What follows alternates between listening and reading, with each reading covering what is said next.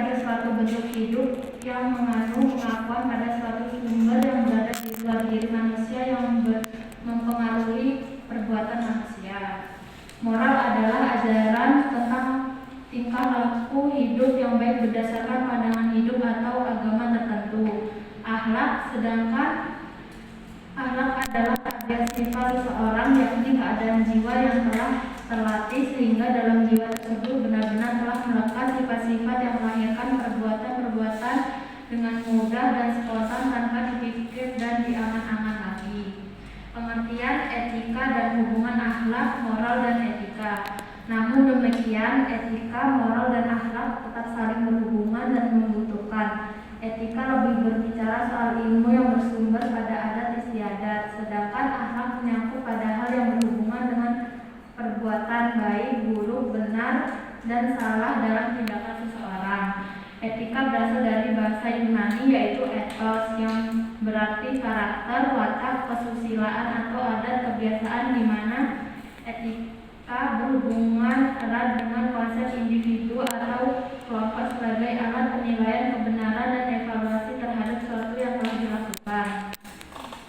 Agama sebagai sumber moral dalam bidang farmasi. Setiap farmasis dalam melakukan pengabdian dan pengalaman ilmu harus didasari sebuah niat leluhur untuk kepentingan makhluk hidup sesuai dengan ketentuan Tuhan Yang Maha Esa. Farmasis dalam pengabdiannya serta dalam mengamalkan keahliannya selalu berpegang teguh sebagai komitmen seorang farmasis yang harus dijadikan landasan moral dalam pengabdiannya. Farmasi berpegang pada ikatan moral yaitu kode etik sebagai nilai-nilai atau prinsip sebagai pedoman petunjuk serta standar perilaku dalam bertindak dan mengambil keputusan. Akhlak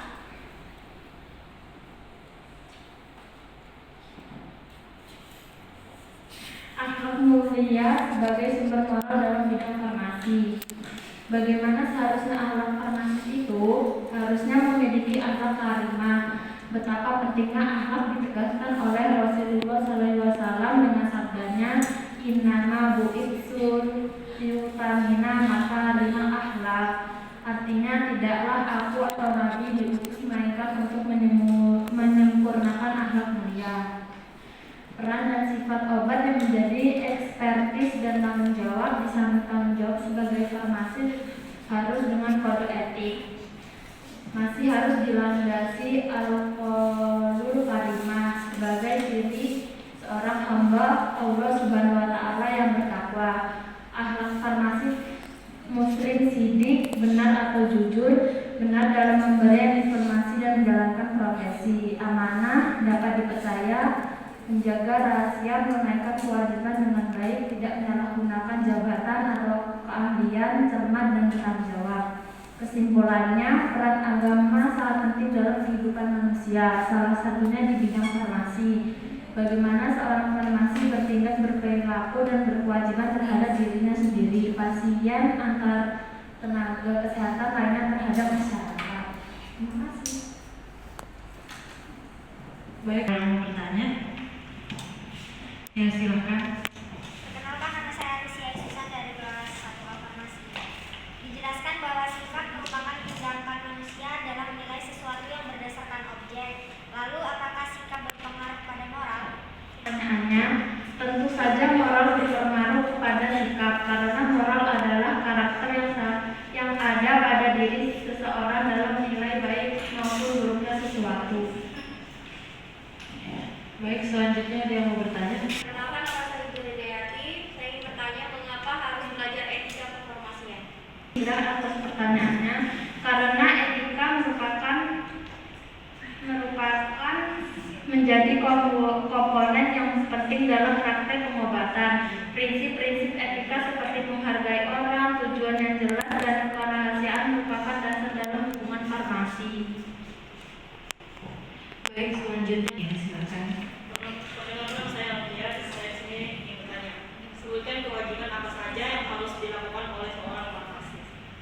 Makanya meracik obat, resep, berkomunikasi dengan pemberi resep, memastikan keselamatan pasien, konseling pasien, bekerja sama dengan pasien untuk menjaga pola hidup. Selanjutnya ada yang mau bertanya lagi ya? Perkenalkan, nama saya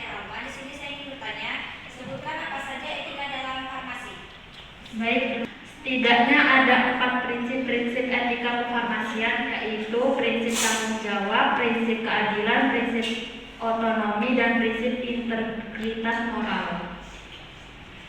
Yang selanjutnya ada yang mau bertanya? Etika dan kesusilaan, dan moral, disiplin, dan hukum. Oke, baik. Dari Ibu, apakah Ibu yang ingin menambahkan tentang moral? Sebenarnya presentasi ini begini yang menginginkan bahwa kita sambungkan agama ini dengan profesi kita, etika farmasi, etika perawat, etika bidan, etika dokter, kan seperti itu. Karena ini masuk ke ranah aplikatif yang kita akan laksanakan nantinya. Kalau ada seperti itu pimpinannya ada semacam penjelasan, kita pasti ingat nanti. Oh begini etika seorang farmasi ini. Tadi termasuk bagus menjaga kemanusiaan, bagaimana ngaji obat kan ada etikanya juga, ya kan? Tidak sembarangan, ada aturannya. Nah, kaitannya dengan tadi pembahasan tentang etika, moral dan akhlak, ya, bahwa etika itu pada tataran aplikatif. Ya. Moral ini nilai yang sudah dilahirkan, ya, ketika melakukan etika, ya.